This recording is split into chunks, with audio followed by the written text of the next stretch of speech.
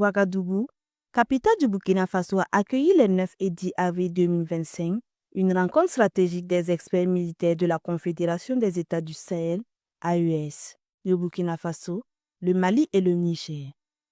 Présidée par le colonel Théophile Nikema, commandant des opérations du Théâtre national du Burkina Faso, cette session s'inscrit dans le cadre de la mise en œuvre du pilier Défense et sécurité de l'Alliance des États du Sahel, l'un des fondements clés de la coopération entre les trois nations.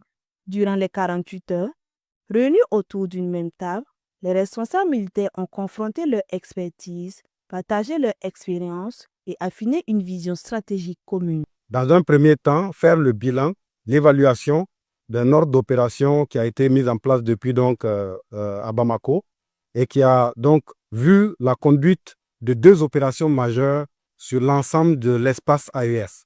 Et l'objectif premier était donc de pouvoir faire le bilan de ces opérations.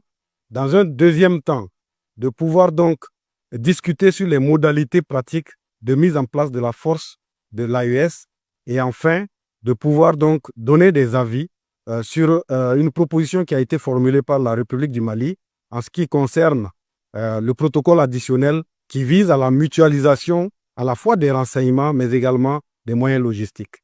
Parmi les points clés abordés, l'interopérabilité entre les différentes armées est un enjeu majeur dans la construction d'une défense unifiée. Alors, il faut savoir que les ressources humaines font la force de l'AES. Les ressources humaines de ces 3 pays se connaissent déjà, se connaissent à travers les formations, les échanges de stagiaires, les échanges de cadres. Et donc, la connaissance de la ressource humaine constitue une base fondamentale pour l'interopérabilité. Par ailleurs, les participants ont souligné l'importance d'impliquer les communautés locales dans l'approche sécuritaire. Une stratégie de proximité est envisagée, visant à restaurer la confiance entre population et forces de défense et de sécurité. Dans l'approche sécuritaire, c'est une approche globale et holistique. Et ce n'est pas que le tout militaire. Vous savez, dans les piliers de l'AES, il y a 3 volets. La sécurité, le développement et la diplomatie.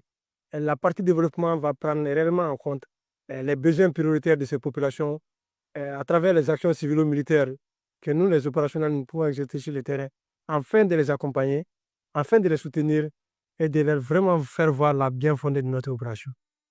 Les conclusions de cette session d'experts seront soumises à l'examen des chefs d'état-major généraux des armées des 3 pays de l'AES dans les prochains jours. Un jalon important dans la consolidation d'une force commune structurée.